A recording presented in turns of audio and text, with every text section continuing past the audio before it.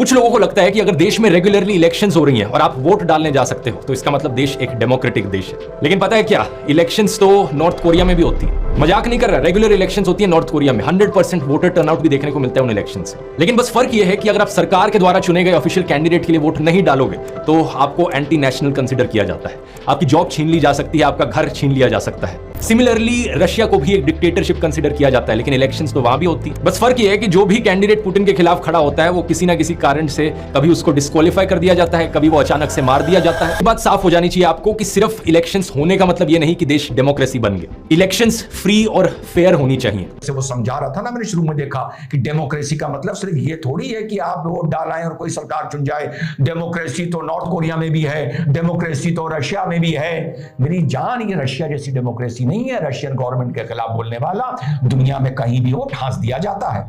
तू जो बढ़ के आगे बढ़ के बोल रहा है, यही बात ये साबित करती है और जाहिलों का पत्रकार कि इस देश में वाकई डेमोक्रेसी है, वाकई डेमोक्रेसी है। तो आइए आज देखते हैं कि अगले की नॉलेज कितनी हल्की है और कितनी कम है, क्योंकि शायद कुकू ने या शायद गूगल ने इसे पूरी जानकारी नहीं दी कि देश में डिक्टेटर डेमोक्रेसी के नाम पर डिक्टेटरशिप कब से आ गई थी। देश में आजादी के लगभग वक्त से कैसे कैसे डेमोक्रेसी के नाम पर डिक्टेटरशिप का खेल खेला गया, जो इसको सिर्फ 2014 के बाद ही नजर आ रहा है।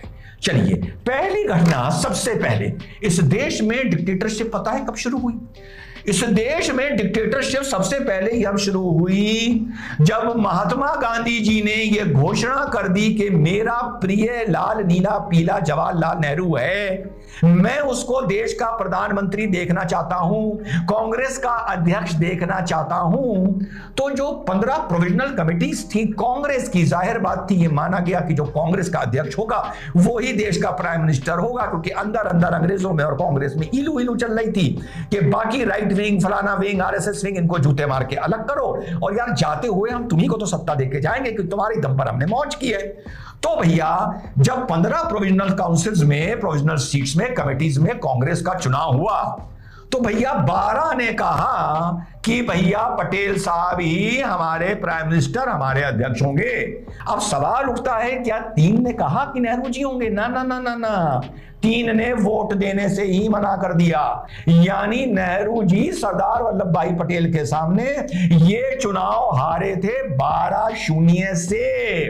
लेकिन नेहरू जी ने कहा ना, ये मेरी जिद है, ये लोकतंत्र के नाम पर मेरी तानाशाही है, ये डेमोक्रेसी के नाम पर मेरी डिक्टेटरशिप है, मैं ही इस देश का लाल नीला पीला और मैं ही इस देश का प्राइम मिनिस्टर बनूंगा। इस देश में मेरे लाल इस दिन से लोकतंत्र के नाम पर तानाशाही, डेमोक्रेसी के नाम पर डिक्टेटरशिप शुरू हो गई थी। और तुम्हारे लाल बहादुर शास्त्री नहीं, तुम्हारे सरदार वल्लभ भाई पटेल नहीं, तुम्हारे लाल नीले पीले हरे गुलाबी चाचा जवाहरलाल नेहरू इस देश के पहले प्रधानमंत्री बन गए। डेमोक्रेसी के नाम पर इस देश में जो पहला चुनाव हुआ वो 12-0 से हारने के बाद। तो मेरे लाल नीले पीले ध्रुव, यहां से शुरू हुआ इस देश में डिक्टेटरशिप का खेल। प्रॉब्लम यहां सिर्फ इलेक्शंस की नहीं है। अगर किसी ऑपोजिशन पार्टी की सरकार बन भी जाती है तो भी उस सरकार को गिरा दिया जाता है। यहां पर अनगिनत बार एलिगेशंस लगे हैं हॉर्स ट्रेडिंग के बीजेपी पर। बार बार यह कहा गया लोगों के द्वारा कि बीजेपी एमएलएस को एक रिजॉर्ट में लेकर जाती है और उन एमएलएस का मुंह बंद कर देती है पैसे ठूस कर। तुम्हारे लाल नीला पीला हरे गुलाबी चचा नेहरू ने पंजाब की सरकार गिरा दी थी सिर्फ दादागिरी से, क्योंकि वहां का मुख्यमंत्री के साथ उनकी कुछ अनबन हो गई थी। उसके बाद केरला में वामपंथियों की सरकार गिरा दी और उनकी सुपुत्री इंदिरा गांधी ने आकर इसी तरीके से 1966 से 1977 के बीच में 35 बार सरकार गिरा दी। और उसके बाद जब वो 77 के बाद आई 84 तक, उसके बाद 15 बार गिरा दी।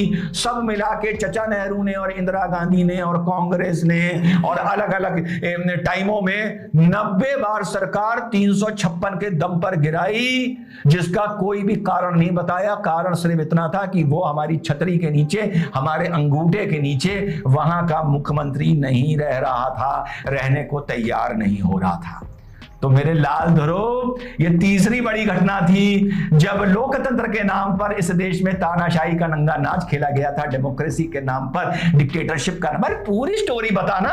अरे कुक्कू ने यार तुझे पूरी नहीं बताई तो मुझसे पूछ लेता ना, मैं पूरी बता देता। जो मोदी जी ने डिक्टेटरशिप करी, चल मान लेता हूं, वो भी बता देता, पर पूरी तो कहानी लेके चल यार किसी टॉपिक की, या वहीं से कहानी उठाएगा जो तेरे सब्सक्राइबर्स को सूट करता होगा। पैसे का लालच और ईडी के प्रेशर के बाद भी अगर कोई ऑपोजिशन पॉलिटिशियन बीजेपी को ज्वाइन नहीं करता तो उनके खिलाफ जो कार्रवाई है वो चलती रहती है और कई केसेस में उन्हें बिना कॉन्विक्ट किए जेल में डाल दिया जाता है और कई महीनों तक वो जेल में पड़े रहते हैं। आम आदमी पार्टी के एमपी राघव चड्ढा ने बताया कि अगर मनीष सिसोदिया, सत्येंद्र जैन, अभिषेक बैनर्जी, संजय राउत, फारूक अब्दुल्ला, तेजस्वी यादव ये बीजेपी ज्वाइन कर लेना, ईडी और सीबीआई जितने भी केसेस इनके खिलाफ चला रही है वो सारे बंद हो जाएंगे इमीडिएटली और मनीष सिसोदिया और सत्येंद्र जैन को जो जेल में डाल रखा है वो तुरंत जेल से बाहर आ जाएंगे। 1951 में जम्मू एंड कश्मीर के मेरे लाल ध्रुव चुनाव हुए। शेख अब्दुल्ला और जवाहरलाल नेहरू की आपस में बहुत छनती थी। उन्होंने कहा भैया प्रधानमंत्री तो तुम ही बनोगे। उस जमाने में मेरे लाल जम्मू एंड कश्मीर में प्रधानमंत्री बनता था, चीफ मिनिस्टर नहीं बनता था। तो 1951 के चुनाव में 75 सीटें लड़ी नेशनल कॉन्फ्रेंस और 75 की 75 जीत गई, जिसमें 73 सीट नेशनल कॉन्फ्रेंस बिना लड़े जीत गई। वॉकओवर मिल गया क्योंकि दूसरे सामने के प्रत्याशियों के सबके पर्चे ही, नामांकन ही कैंसिल कर दिए गए और जम्मू कश्मीर की पार्टी जो राइट विंग से अपना ताल्लुक रखती थी प्रजासभा, उसको चुनाव लड़ने से ही वंचित कर दिया गया। तो मेरे लाल ध्रुव, ये शायद अच्छा तो गिन भी नहीं पाऊंगा कब कब लोकतंत्र के नाम पर इस देश की आजादी के बाद तुरंत तानाशाही खेली गई थी। तो भैया वहां का चुनाव में महा बेईमानी करी गई, सिर्फ डंडे के दम पर और तानाशाही के दम पर। चलो भैया, उसके बाद हुआ ये मेरे लाल ध्रुव कश्मीर में कि भैया शेख अब्दुल्ला से पटनी बंद हो गई। पटनी बंद हो गई किसी वजह से, उन्होंने नहीं सुनी, वो थोड़ी अकड़ वकड़ दिखाने लगे 370 को लेके, 35A को लेके वगैरह वगैरह। तो नेहरू जी ने कहा मैं लोकतंत्र के नाम पर जीता हुआ एक तानाशाह हूं, चल जेल में। उन पर कश्मीर कॉन्स्पिरेसी केस का कि ये भारत के खिलाफ कॉन्स्पिरेसी कर रहे थे, उन पर आरोप लगाया गया मेरे लाल ध्रुव, और एक मुख्यमंत्री को 11 साल के लिए, प्रधानमंत्री को 11 साल के लिए जेल में डाल दिया गया। उस आदमी ने से यह कहकर कि तुम्हारी अब मेजॉरिटी वहां की विधानसभा में नहीं रह गई है, पार्लियामेंट में, वो पार्लियामेंट कहलाता था। उसने कहा मेरी रह गई है, मुझे मौका तो दो अपनी मेजॉरिटी शो करने का। तो कहा गया ना ना ना, हम कह रहे हैं कि तेरी मेजॉरिटी नहीं रह गई है, तूने देश के खिलाफ कॉन्स्पिरेसी करी है, जेल में जा 11 साल के लिए।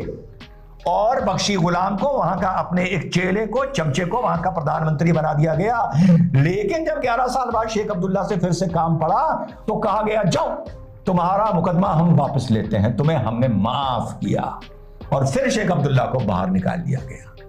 तो मेरे बच्चे, कश्मीर का बुरा हाल तेरे चचा नेहरू की डिक्टेटरशिप, तानाशाही की वजह से सन 1951 में शुरू हो गया था, और यही डिक्टेटरशिप 1987 में फारूक अब्दुल्ला के साथ मिलके तुम्हारे चचेरे भाई राजीव गांधी जी ने की थी। तो बेटा लाल, तुझे तो सिर्फ 2014 के बाद की तानाशाही नजर आ रही है। राष्ट्रपति ने रात्रि भोज रखा राष्ट्रपति भवन में। अचानक खाना चल रहा था तो राष्ट्रपति साहब खड़े हुए और उन्होंने कहा कि मैंने प्रोटोकॉल को तोड़ते हुए ये निश्चय किया है कि हमारे लाल नीले पीले जवाहरलाल नेहरू साहब को भारत रत्न दिया जाएगा। और पूरे बैंकुट में तालियां बजने लगी और अचानक जवाहरलाल नेहरू साहब एकदम स्तब्ध रह गए और यूं करके राष्ट्रपति की तरफ देखने लगे, मुंह में दही जम गई थी कुछ, उसके बाद बोल नहीं गए और कहा लाओ दे दो, और ले लिया। हाँ मेरे लाल ध्रुव, ऐसा हुआ है इस देश में लोकतंत्र के नाम पर, लाओ दे दो।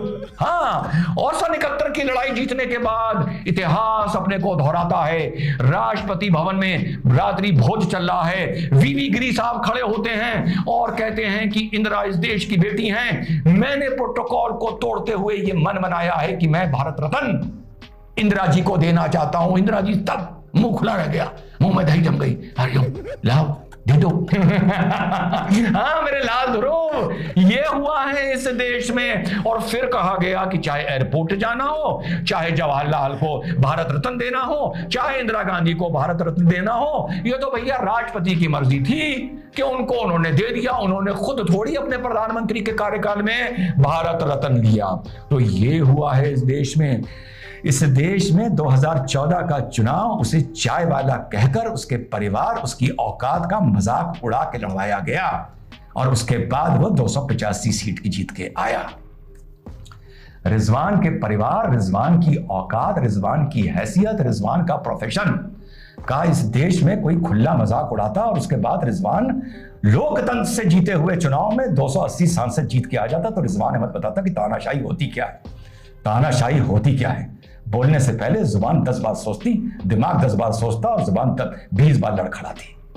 उस आदमी ने अपने अपमान का बदला नहीं लिया। जलीलो कमीनों, तुम जैसे इंसानों जो टूल किट का हिस्सा हो, जो वहां से पैसा उठाते हो, उसने उसका बदला नहीं लिया। चाहता तो खाट खड़ी कर देता, खाल निचवा देता संविधान के दायरे में रहते हुए, उसने नहीं किया। उस आदमी पर तुम तानाशाह होने का आरोप लगाते हो, 2 कौड़ी के कुक्कू एफएम और गूगल के पढ़े लिखे स्कॉलर, जिसको 2019 का चुनाव चौकीदार चोर कह के लड़ा गया और उसने लौटने के बाद कर लेता राहुल गांधी देश की यात्रा।